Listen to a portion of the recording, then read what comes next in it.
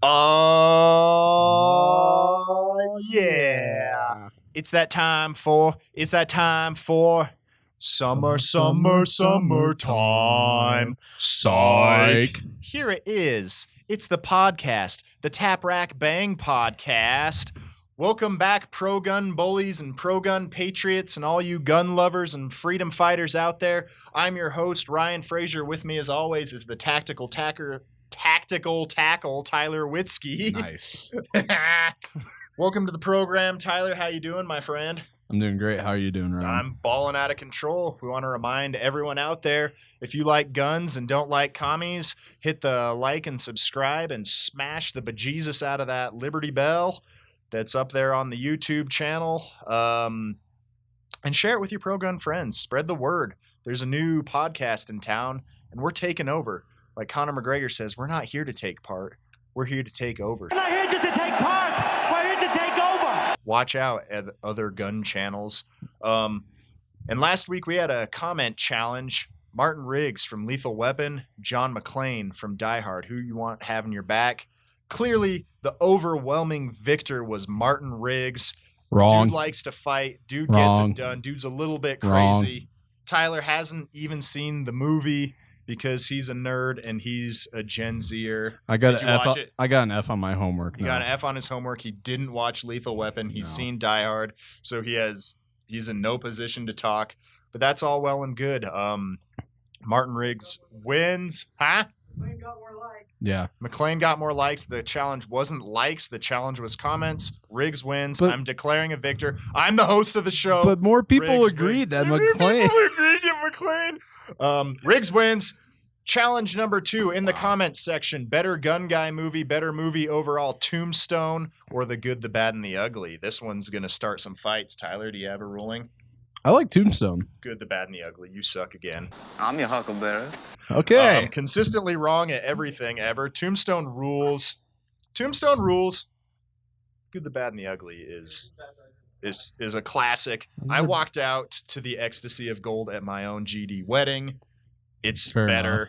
It wins. So you're biased. Moving on. I am biased. Moving on. Ding dong. The Wicked Witch of the West is not dead, but we at least took her broomstick away from her. Liz Cheney is kicked out of her leadership position in the House of Representatives. I'm melting! Oh! Tyler, what do you got to say about that? Yeah, Liz Cheney ultimately was kicked out of her leadership position. Not only for voting to impeach Trump, but also her vote in the Fix Nix fight back in 2017, 2018. Yeah, it doesn't matter what she was voted out for, but she's been a weak-kneed Republican kissing up to the gun grabbers for years upon years, voting for Fix Nix, and also firing some cheap shots at the most pro-gun representative in all of Congress, Thomas Massie of Kentucky.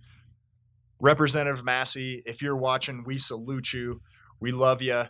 God bless you for what you've done for gun rights. And Liz Cheney, if you're watching, which I know you are, if you're looking for sympathy over losing your leadership position, if you want sympathy, you can find it in the dictionary right between shit and syphilis. Of course, the war is not over. We're not going to stop until Liz Cheney is unemployed and no longer haunting the halls of the U.S. Capitol building. Good riddance. Moving on. Liz Cheney, we're done with you. Tyler, tell me about Texas. All right, so we touched on Texas last week, We did. and we're basically in the same situation as we were 1 week No ago. movement as of today. We're recording this probably a little before you're watching it, so hopefully as you're watching it, some new developments have occurred, but we're waiting on constitutional carry to be agreed on between the House and the Senate. They've both passed bills. There's some weird amendments and a bunch of boring nerd stuff, but if they can come to an agreement, send it to the governor, who's already said he's going to pass it. The fight is over. We're at the finish line. Get your act together, Texas legislature. We're so damn close. Make it happen. And similar story in Louisiana. Yeah. Louisiana actually passed constitutional carry out of both chambers with veto-proof majorities, Veto proof. which is key because Governor John Bell Edwards. That's the boy. He has signaled he will veto constitutional carry. Weak sauce. Weak sauce. Weak sauce. Definitely shooting blanks. Governor John Bell Edwards in Louisiana. Yeah. So if you're a pro-gun patriot in Louisiana, or if you just want to have a little fun, shoot a phone call to Governor John Bell Edwards in Louisiana's office and tell him to stop being a weak sauce nerd and just go ahead and sign constitutional carry. It's what the people want. It's what the legislature passed. It's what the Constitution said a long time ago, but we're not counting on him to do the right thing. So we also need to keep the pressure on the legislature to actually stick to your guns, hold the line, pass constitutional carry. If you voted for it once, you should do it again. The veto-proof majorities can make it a thing. And hopefully when we're talking to you next week, we can say that Texas and Louisiana are states 21 and 22 with constitutional carry. We're getting damn close to half the country enjoying this beautiful thing we call freedom. Moving on, the ATF. We had some cool news, now some stupid news. Tyler, what's up over there at the ATF? So the ATF, under direction of now President Joe Biden, Sleepy Joe, they want to change the definition of what a firearm is to further regulate homemade firearms, much like this one. This is a completed 80% lower with no serial number. Looks harmless to me, but I don't know, maybe I should be scared having that sitting at the table. Yeah. Just waving that thing around willy-nilly. I'm sure all of our lives are in jeopardy. Yes, for sure. Of course.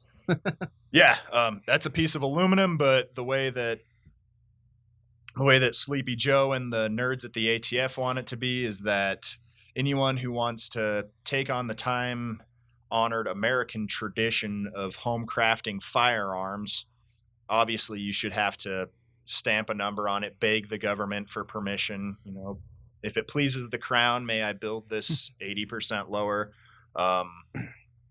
It's nonsense. It's them trying to get something done because Joe Biden's only weakness is doing stuff, and he's done absolutely nothing so far. You can't do anything. The gun control lobby is hollering at him. They gave him all kinds of money and all kinds of support to become president. He can't get nothing through the U.S. Senate, so he's resorting to stupid little tactics like this to punish law-abiding gun owners who like to build their own guns. And he knows he's losing, and this is an act of desperation from a weak old nerd. And keep in mind, people have been building these types of guns ever since America was even a country. Oh, yeah. People have been building their own guns. It's the ultimate defense against tyranny. And it's a time-honored tradition. Antique firearms don't have serial numbers for the most part, so are they ghost guns, or is that what we're supposed to be afraid of? And they like to throw out a lot of, you know, fake statistics that say ghost guns are involved in X amount of crimes, but they don't weed out the illegal guns that gangbangers and thugs buy and scrape off the serial numbers. So they're scapegoating American craftsmen and patriotic gun owners and home manufacturing guns to make it look like they're doing something. We're going to fight them every step of the way. The rule has been announced by the ATF, but it's not.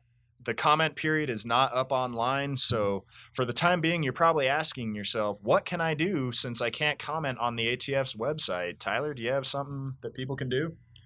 Sign your petition. We're going to have a link down below. Down below. Petition. We will deliver them. We got our main man, the king of the hill, Hunter King, who's holding it down in Washington, D.C., who will deliver this to the ATF. We've done it before and we'll do it again, and we will make sure that your voice is heard. We shut down the ATF's pistol ban in December, and we will shut this one down as well. And so sign your petition. We'll let you know when the comment period is open, and we'll get you the link. so you can send a direct message and give a piece of your mind to the anti-gun bureaucrats at the Bureau of Alcohol, Tobacco, and Firearms, which unfortunately is not yet a convenience store. It's still a government agency. But moving on, we've got a special guest coming up. At the end of our bullet points, we move on talking about my home state of Colorado. I'm wearing my Don't California, my Colorado shirt for this special occasion where we bring on the executive director of Rocky Mountain Gun Owners, Mr. Taylor Rhodes. Taylor, welcome to the program, you barrel-chested freedom fighter. Appreciate you guys. Thanks for having me. Glad to have you on the program, Taylor. That's an interesting accent you got there. Are you from Southern Colorado? I am not. So originally from East Tennessee, well, originally from Virginia, but grew up in East Tennessee and picked up a little bit more Southern twang in South Mississippi, where all my family's from. Awesome. So getting down to brass tacks here, tell us about the gun control initiatives Colorado has put in place over the last decade and how effective they've been at preventing deranged individuals from committing heinous crimes. Oh my gosh, where could we start? I guess we should start back in 2013 when there was literally an onslaught of anti-gun bills rammed through the legislature. The biggest one that everyone around here knows is the magazine capacity restrictions that limits law-abiding Coloradans to 15 rounds or less, even in rifles, handguns, and even shotguns, as stupid as that sounds. Additionally, in 2019, they passed a red flag gun confiscation law that we vehemently opposed. And this year, we are in a huge fight. They've already passed two anti-gun bills, one that essentially creates a gun registry via lost and stolen firearms. So essentially, you have to report that to the police if you have a lost or stolen firearm. Well, frankly, I own a lot of guns. Sometimes I leave them laying around and don't remember where I necessarily put them. And I find them a couple weeks later, and I'm like, oh, good to know that's still around. Kind of sounds like a bill that's punishing the victims of a crime as well, wouldn't you say? So that's exactly what we argued. And kind of the catch-22 of this is they also ran a bill that Governor Polis has signed into law that would require you to lock up your guns, essentially rendering them useless, if not in close proximity or in use. So essentially, you could become a criminal because we all know the NSA is watching us at all times. You could become a criminal for simply getting up out of your bed in the middle of the night to go to the bathroom, and you leave your gun on the nightside table. That's how stupid these laws are that they've passed. How do they determine what's close proximity? See, that's another thing that we argued. But the really tough part about this bill is, and the bill sponsors during their stakeholding process, they essentially came out and said, look, are we going to have roaming squads going to house by house on this bill? Probably not. But we want to be able to criminally prosecute someone if they don't have their guns locked up, if they've been red flagged. So essentially, they've taken a civil prosecution with red flag where you're getting your guns taken away.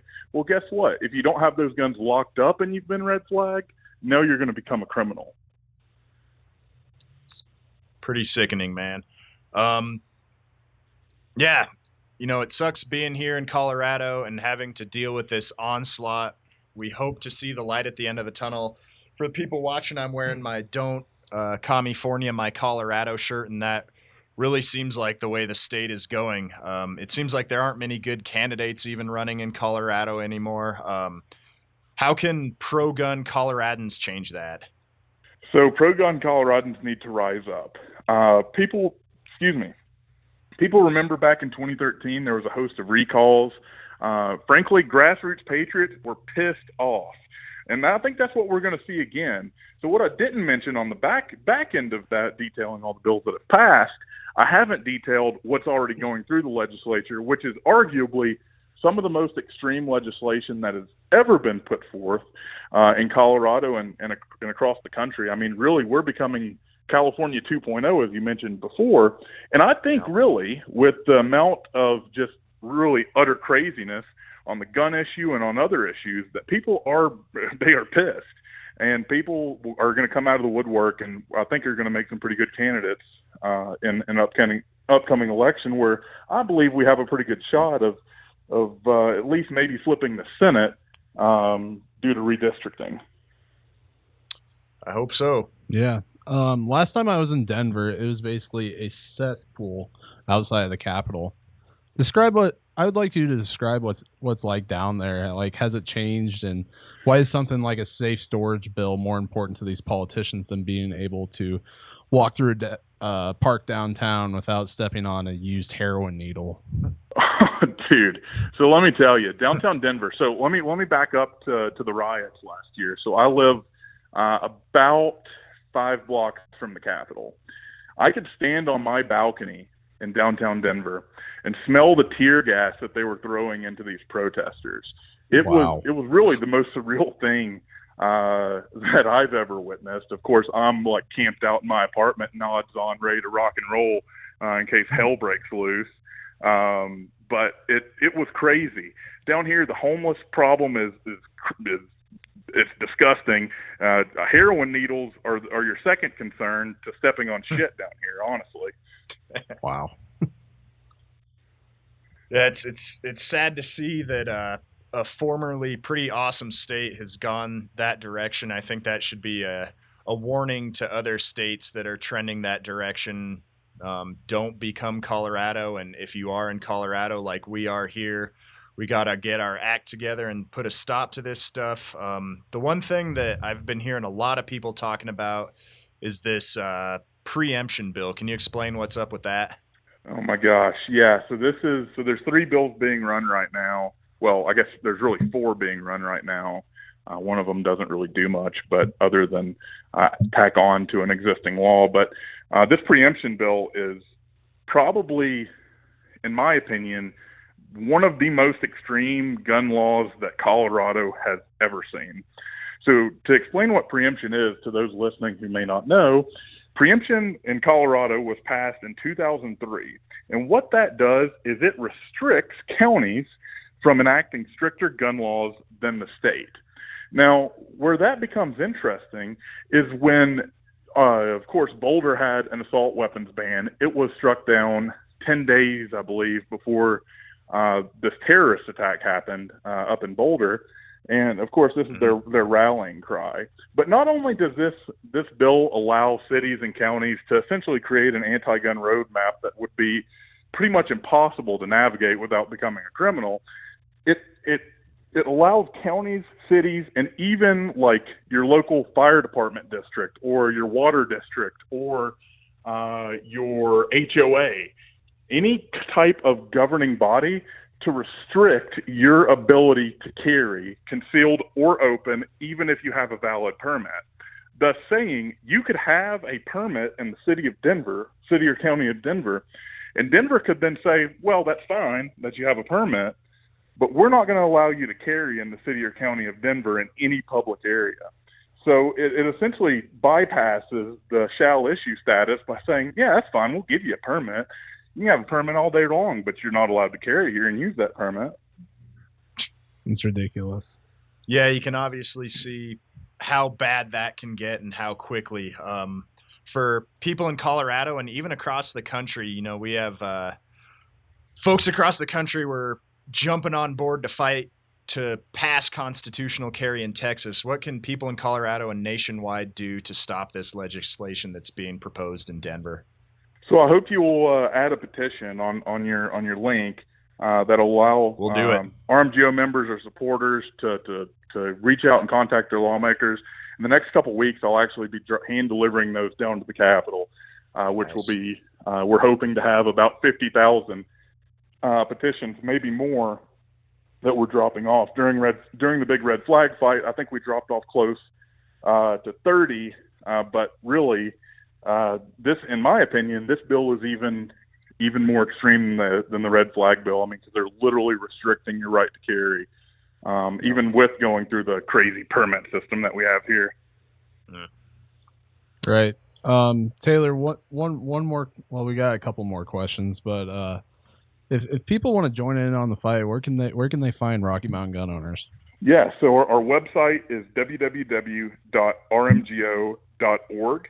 And if you want to join, and I encourage everyone listening to do so, just click in the top right corner, join. For $30 a year, you can be a dues-paying member and join us in the fight down in Denver at the state capitol. And trust me, we need every pro-gun American, pro-gun Coloradan, pro-gun patriot, wherever you're living, to be in on this fight. Absolutely, man. We hope everyone takes your advice and follows those links and joins Rocky Mountain Gun Owners.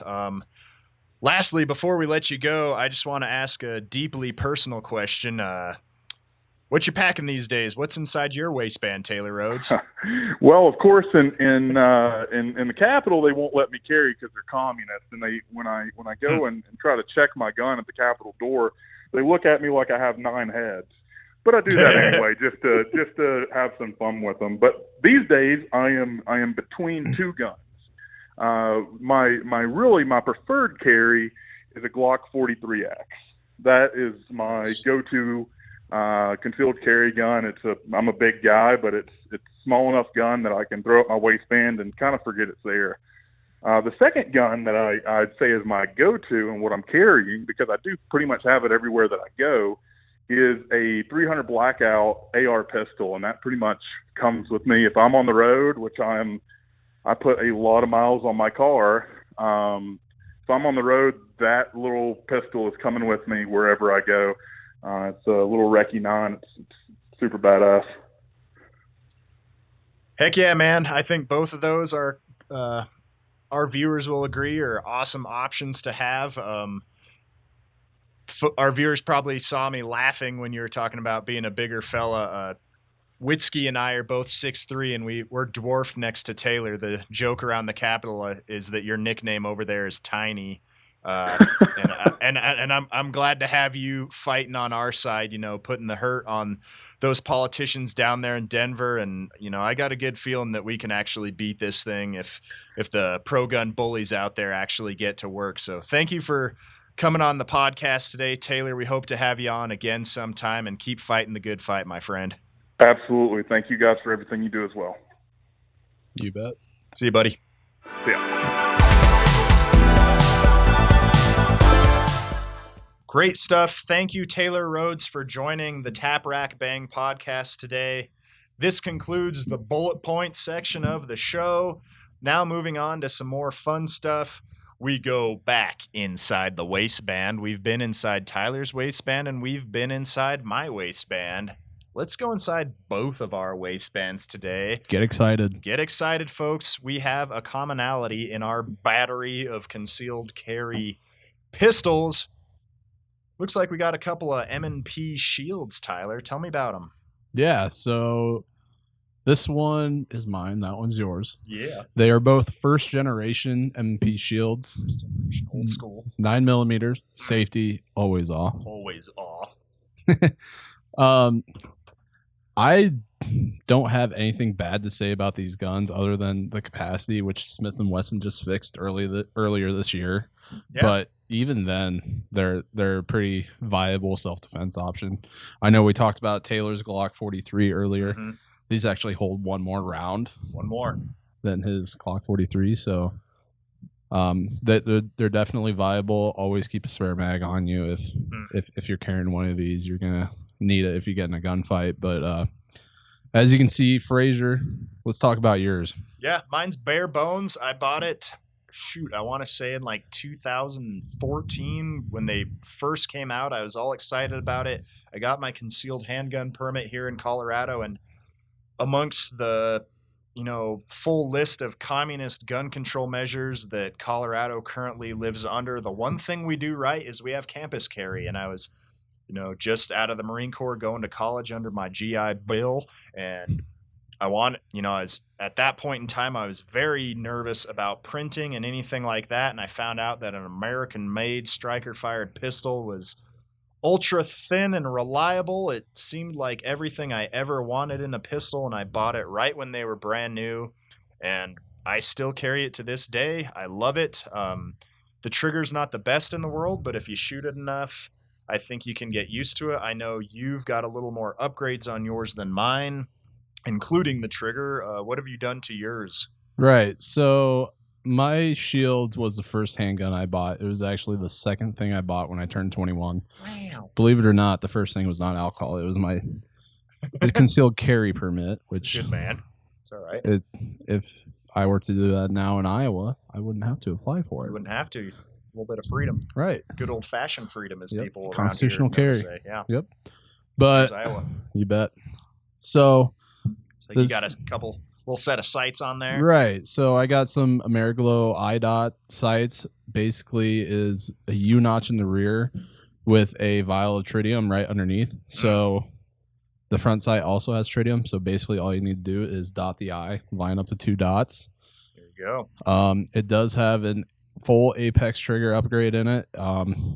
We just talked about how the triggers in these shields are pretty crappy, and this just helps it. It's a little smoother, a little less sandpapery. I like to compare I call to it crunchy. Yeah, crunchy. I think it's the Captain Crunch of striker fired triggers. Right. You can get used to it.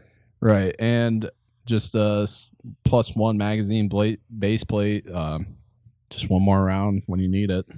Yeah, I think we both love our shields and Yep. don't regret buying them. They're a staple around the office here at NAGR. A lot of people have them. That being said, here we are sitting in 2021, the world of the high capacity ultra compacts. Yep. Is the Gen 1 Smith Wesson M&P Shield still relevant? I think not. I think especially since SIG has come out with the P365, Springfield with the Hellcat, and the Smith & Wesson coming out with their new upgraded Shield Shield Plus. that holds many more rounds. Mm. I think these guns are obsolete, but they make a darn nice item in your collection. Yeah, I would say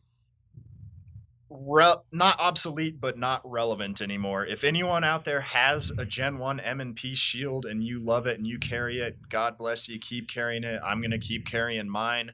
But if you're looking for a slim, super compact carry piece and 9mm striker fired, all the good stuff, I don't know why you would want to have the limited capacity of that, 7+1. Yeah, 7+1. Yeah. And it also comes with an extended magazine that's 8+1. When you have guns the exact same size with all the same features that are pushing Glock 19 numbers, I think that like 13+1 is what most of these ones have. Right. So it's sad for me to say, because this has been my little bestie for a whole lot of years. But I love you, M&P Shield. I'm going to keep carrying you, but I think a Shield Plus is probably in my future. Well just said. for the extra capacity. But we love you. They love each other. Oh, That's beautiful. That's beautiful. That's magical. I'm going to keep carrying them.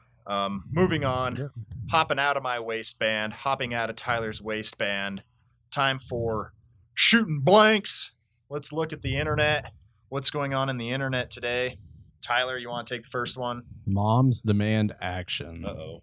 What kind of action they demanding? That's interesting. It's a little Have you tried misleading of FBA? a title, you know. Yeah. All right. So this one, I didn't know Senator Blumenthal was actually a mom, but apparently he is. Missing his eyebrows. Yeah. Can we put out an APV on Blumenthal's eyebrows? I don't know. He's starting the grill or something and got a little kickback. But at any rate, at this rate, ghost guns will make a mockery of all other common sense gun safety steps. They will render meaningless background checks and all other common sense regulations that now apply to make America safer. I think, Tyler, when you hear the word common sense being dropped so many times from a perennial gun grabber, we should all be afraid, because I don't want them to dictate what common sense is when they lack any common sense. Yeah, I 110% agree. Background checks are meaningless anyway. It's basically a gun registry, and we Absolutely. all know gun registration is the first step towards outright confiscation. We've seen it time and time again in history, and America could be heading down that road. if you do not take a stand right now. Yeah, I think that's what Blumenthal's all about. Yeah, like I said, whenever you hear these nerds dropping common sense and compromise and anything like that, you should be damn scared because they're about to lay on some tyrannical gun control nonsense on you. We talked about it earlier. So-called ghost guns are homemade guns and they're antique guns. It's craftsmen and collectors that they're trying to punish. It's not thugs. It's not terrorists. It's not the people that are dangerous. It's a scapegoat. It's one little chip away at our Second Amendment rights that we all need to be against. Yep. Yeah, so grow some eyebrows and some gonads, Senator Blumenthal. Moving on, you're shooting blanks. Boyarski. Chef Boyarski. Chef. Hey, I didn't know ghost guns is a hashtag now. That's pretty wild. Yeah. Okay, so a hashtag ghost gun is a direct homicidal attempt at avoiding any record of gun purchase, and in no other place in the world would this sort of madness be tolerated. Ooh, that's scary words, Tyler. Don't terrorists in the Middle East just make homemade firearms? Everyone makes homemade firearms, Yeah. but here in America, we got a little thing called the Second Amendment. You can build your own guns. You don't got to beg the government for permission. We're not sheep. I don't want to be like the rest of the world because this is America and everyone else, we're better than you. If you want to be not in America, you can assume the position in Chef Boyarski's little profile pic there because I think that's exactly where you need to be if you're believing this kind of nonsense. Preach it. Preach it. Yeah, so hop down, assume the position, and move to Canada if that's how you feel. Please. Boyarski, shooting blanks. All right. Ooh, not shooting blanks. We got some fans, Tyler. Yeah. This is the Tap Rack Bang fan club all up in here. Couple folks in here. We had shooting blanks before. I think these people aren't shooting blanks at all. I think they're packing magnums. Yeah. That's what I think. Yeah, it's nice to get a word of encouragement and makes us want to become better at what we're doing and keep this podcast rolling. A pro-gun bully tip of the hat and a salute to Gregory and CL and other Gregory. 2 Gregorys. Wow. 2 Gregorys don't make a right. All righty.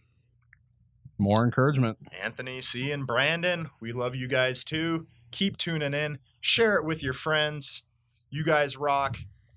You guys are packing magnums. These guys are packing magnums. They're not shooting blanks. Uh-oh. Yeah, and we're No flipping more the tables magnums. again. Yeah, shooting blanks again. Shannon Out of order, but Watts. That's okay. Shannon Watts. Shannon Watts. You want to read this one, Tyler? Yeah. So in Montana, lawmakers, I'm quoting Shannon Watts here. Lawmakers are trying to allow anyone to carry a hidden loaded handgun without a permit or background check, even on college campuses. Allowing handguns on campus is dangerous for students and faculty and could cost millions in added security. Millions. Oof.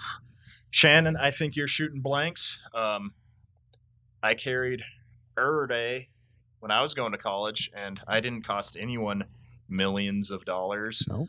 No one was at danger. In fact, I feel like I was an asset, and I would like my college that I attended to go ahead and cut me a check for the added security benefits they had from a veteran United States Marine lawfully carrying a concealed firearm in defense of the students around me. You can send my checks my way. I'll gladly accept them. Shannon Watts, shooting blanks. Yeah, Tyler, what do you got for this one? Yeah, I mean, it's our Second Amendment rights to carry a handgun, whether it's hidden or not. Hidden is scary. Hidden is scary. Scary. Without a permit or background check. Without begging the government for permission, even on college campuses. Second Amendment is my permit. Yeah, Second Amendment is my permit. Shannon Watts, you can go keep crying, and the same place to find sympathy that we directed Liz Cheney, I advise you to look for your sympathy in that same location. Keep shooting blanks, but Montana, doesn't matter what you say, Shannon, because Montana's got themselves some good old-fashioned pro-gun American constitutional carry. Can we call her Karen? Ooh, Karen Watts? Karen Watts? Karen Watts. I think that's an acceptable. I think that's fitting. I think that fits. Yeah. Karen Watts shooting blanks. You done. You're done. You're done. And this podcast is done. We had a great time, folks. Yep. We talked to our homeboy, Tiny Taylor Rhodes from Rocky Mountain Gun Owners. Remember, leave a comment below. Tombstone or The Good, the Bad, and the Ugly. Tombstone. What's the ultimate gun guy western? The Good, the Bad, and the Ugly. Once again, the Tactical Tackle and myself are in disagreement, but I know that the pro-gun bullies out there will have my back yet again. As always, I'm your faithful host, Ryan Frazier. Tyler, tell them the things to do. All right. If you want to become a member or just even check out our website, please visit nationalgunrights.org. If you would like to get involved with our foundation, Get involved. who deals with legal battles, visit gunrightsfoundation.org. Do it. If you would like to become a frontline defender and defend the Second Amendment every day, Day. go to nagrfld.org. .org. If you'd like to help out the podcast, help keep us afloat, Mm-hmm. please go to NAGR. That is nagr.link/TRB3. 3. That does it. Thank Like, you so much. subscribe. Share it with your friends. Build the movement. Pro-gun bullies out there, I know you hear me. Join the fight. Watch the show. Share, like, subscribe. We love you. Keep on keeping on. Check us out. Check us Cheers. out on Spotify, Podbean, Stitcher. YouTube, Instagram, all the things. We're there. We're there. Do it. Awesome. Cheers. Cheers.